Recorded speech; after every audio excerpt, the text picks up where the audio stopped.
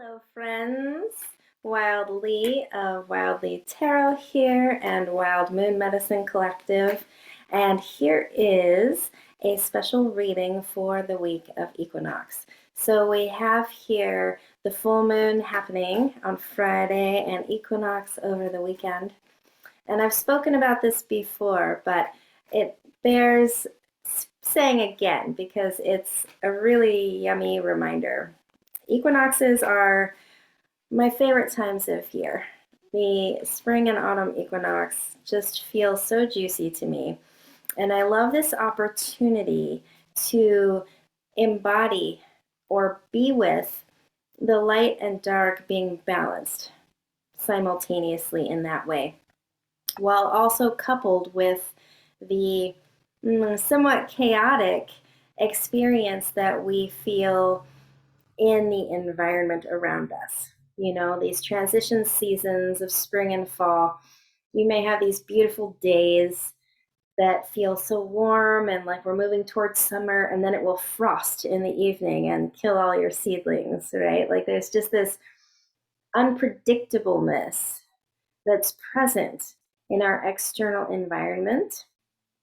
And yet the light and the dark are coming to that moment of equanimity, of balance.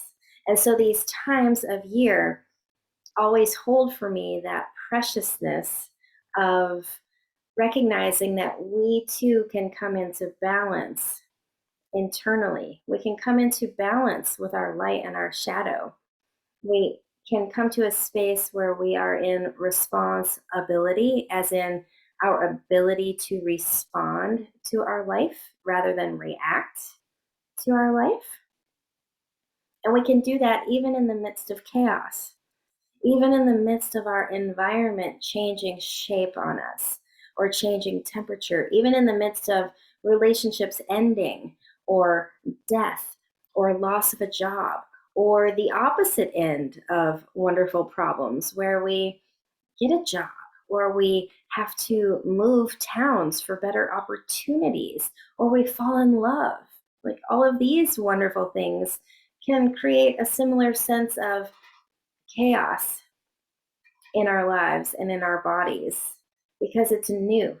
It's new territory. It's unknown territory. And it's not good or bad or right or wrong. There's just this element of newness and chaos that we cute little human animals don't really like.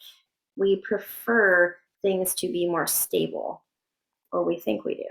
We've been told the story that we prefer safety and security over the undulation, the ebb and flow, the cyclical nature that is actually present in life and on this planet, right? Like we watch nature and animals and the plants, they simply roll with it.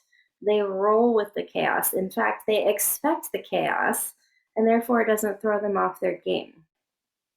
They're present to what is. They allow their body to tune in to the natural environment, and therefore it's not a shock, right? Like when there's forest fires, the birds and the animals begin to feel the tension of that fire, even if you can't see it yet or smell it. But there's just a wave that moves through the environment that puts everyone on edge. Or like right before an earthquake, the hair goes up on the back of the neck, or you feel antsy or agitated because we, as animals, human animals, can sense the shift that's happening in the barometric pressure or whatever. I'm not a scientist. Point being that our bodies are actually attuned to be present in the chaos that is nature, that is life. And it's our internal experience, our preferences, and the ways that we have been conditioned or trained or indoctrinated that tell us the story that things should not be chaotic, that causes our suffering. Let me know if that makes sense for you. Leave a message, leave a reply. I would love to have a conversation about this with you. So just tuning in and feeling into that. Does that feel true for you in your body? That, oh, yeah, mm, life is kind of chaotic. Life is all about ebbs and flows and changes from dark to night, from wet to dry, from hot to cold. It's all changing. And our brain determines these things as being opposite and gives them stories of preferred or not preferred. But are those actually true? Is it all actually just one thing? It's all just experience. And there are experiences that I have decided I don't like as much or as well as certain other experiences. So here we are stepping into Equinox, feeling into the truth of this, learning from Mother Nature that things can be chaotic or unpredictable or unknown, and we can still within us find a balance point, an ability to be in the chaos without resisting it, without pushing it away, or without suffering through the process of being with what is. And so let's see what is present for us as a collective through this experience. Beautiful. We have here the Justice card. Oh, I love Justice so much. It's the card of Libra, which is my sign. It's very balanced. It has a solidness and a calmness to it that we don't always feel in our mind.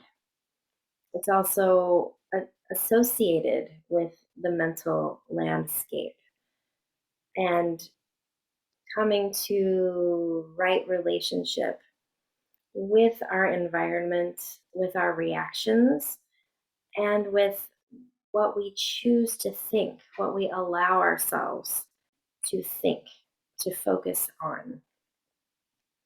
Mm.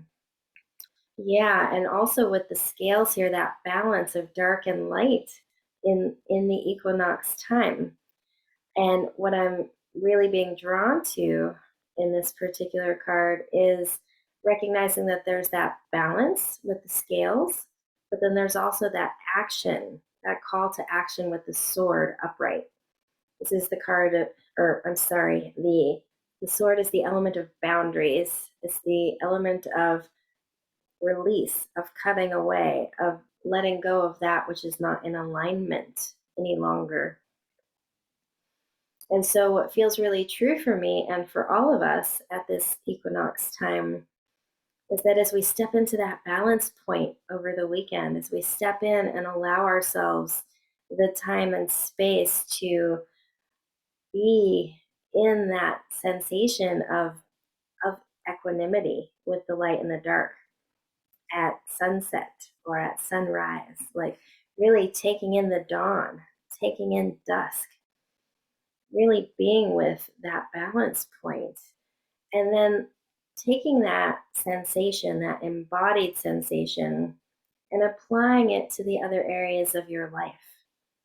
What areas of your life don't feel balanced? Relationships, work, your home life, your relationship to your body, nutrition, exercise, water, all of these things that really granularly improve our daily experience. And really taking stock, like the equinoxes and the solstices are beautiful times to take stock of our experience, to take stock of our journey, to see where we've been, where we're going, and to make micro adjustments as necessary to kind of get us back on course so that we're on our path and really feeling in alignment. Yeah. So this card, it really feels like this deep invitation into that word balance. And how do we find balance? By using the sword to release and cut away those things that no longer serve us. What needs to come to a complete and good ending now at this seasonal shift, so that as you move into spring with all of that beautiful energy of Aries as we move into the Fool, as we move into a new cycle. What needs to end? What needs the sword to really cut those cords and release them from our lives so that we can reclaim that energy that's been invested? And it doesn't mean anything. Like there's no story around it. It's not good or bad. Things just end. Everything ends. Everything comes to a death. That's why I brought my little skull here today. Is this remembrance that for every rebirth, which is what spring is, we are rebirthing after the winter. We had to first go through a death. For every new experience, every new project that comes into our lives, eventually something has to end or go in order to make space or to create the energy that will be required for this new project, new relationship, new experience to transpire. We literally can't do it all. Thank goodness. Thank goodness. I wouldn't want to do it all the time. So as you step into this full moon, allow it to support you in shedding your light on the spaces in your life that are not in balance, where there is not reciprocity, where you are overgiving or extracting, and it just doesn't really feel good. And allow yourself the permission to let it go.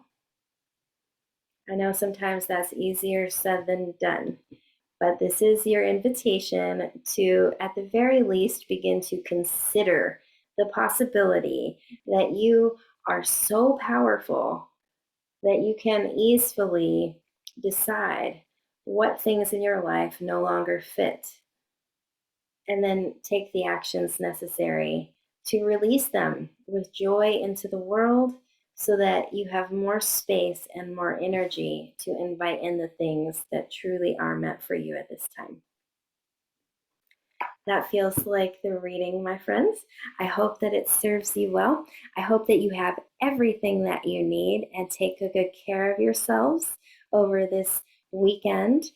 Make sure to give yourself some space to have a little ritual, whatever that might mean for you, whether it's simply lighting a candle or building a sweet little altar in deference to this light and dark balance and the change of the season, or just feeling in and giving space for a bath or a journal or self-care in some delicious and wonderful way. Make sure you take the space to do that. It is a momentous time. It is a privilege to be able to walk the spiral year after year. It is an absolute honor to be able to meet every solstice and every equinox in a body, taking breath. It's not something that is available to everyone. People have passed away today and will not make it to another equinox. So allow yourself this beautiful privilege and this honor of taking the time to notice the cycles that are moving within and outside of you. You are being mirrored externally every moment of every day. And all you have to do is pause and breathe and notice. And then you'll be connected to the all that is. I hope that this serves you, and I will tune in with you again next Monday.